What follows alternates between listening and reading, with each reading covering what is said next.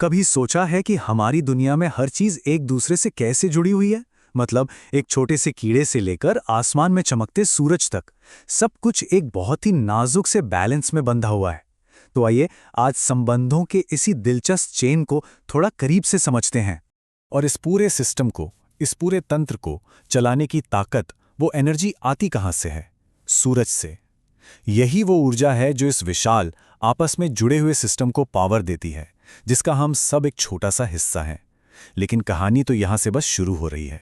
तो जीवन का ये जो पूरा इंटरकनेक्टेड सिस्टम है, इसे आखिर कहते क्या है? चलिए अब इस सबसे बुनियादी कॉन्सेप्ट को समझते हैं। इसे हम कहते हैं पारितंत्र या इकोसिस्टम। अब अगर आसान भाषा में समझें तो इसके दो मेन हिस्से होते हैं। एक है जैविक घटक, मतलब सारी जिंदा चीजें, पेड़ पौधे, जानवर, हम आप। और दूसरा है अजैविक घटक, यानी वो चीजें जिनमें जान नहीं है, जैसे तापमान, पानी और मिट्टी।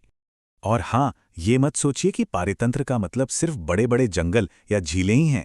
ये हमारे बगीचे या घर में रखे एक छोटे से एक्वेरियम जैसा भी हो सकता है।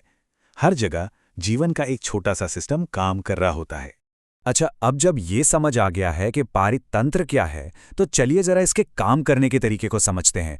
और इसकी शुरुआत होती है ऊर्जा के प्रवाह से, जो इस पूरे सिस्टम की जान है, कह सकते हैं। देखिए, किसी भी इकोसिस्टम में जीवों के 3 खास रोल होते हैं।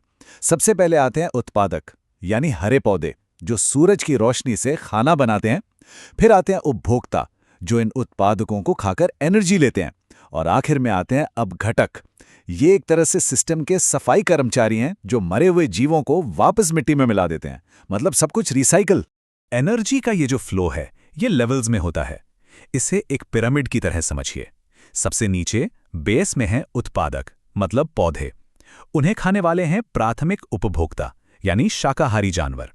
फिर उन्हें खाने वाले द्वितीयक उपभोक्ता।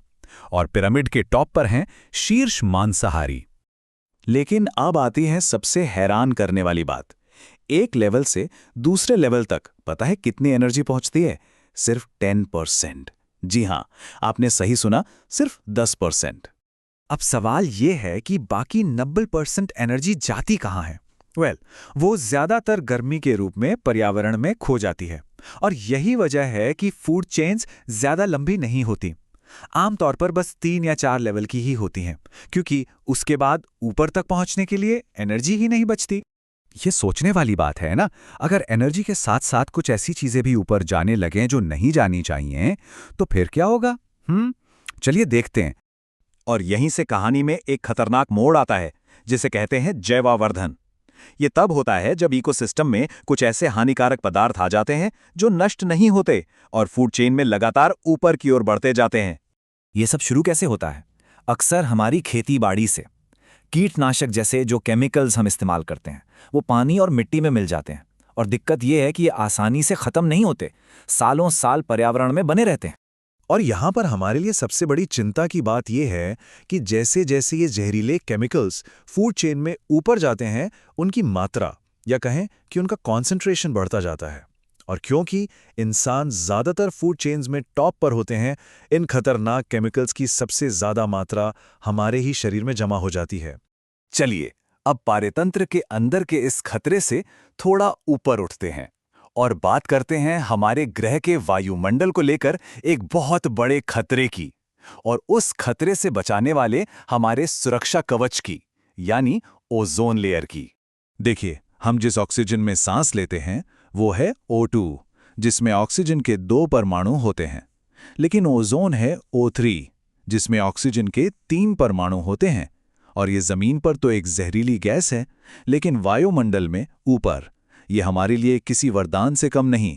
तो ये करती क्या है? इसका काम एक शील्ड जैसा है। ये सूरज से आने वाली खतरनाक अल्ट्रावायलेट यानी यूवी किरणों को धरती पर पहुंचने से रोकती है। यही वो किरणें हैं जो स्किन कैंसर जैसी गंभीर बीमारियों की वजह बन सकती हैं।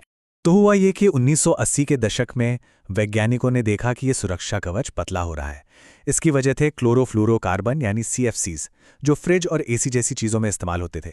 पर अच्छी बात यह है कि 1987 में पूरी दुनिया ने मिलकर इस समस्या से निपटने का फैसला किया और आज हालत काफ़ी बेहतर है।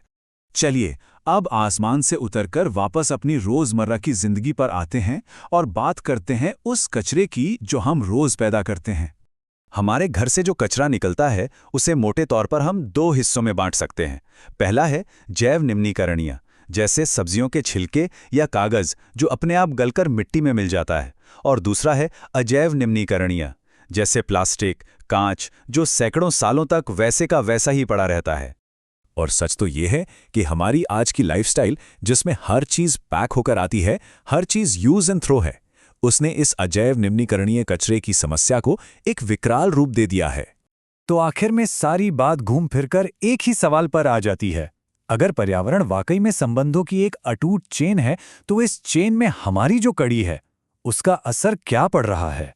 ये एक ऐसा सवाल है जिस पर हम सबको सोचने की जरूरत है।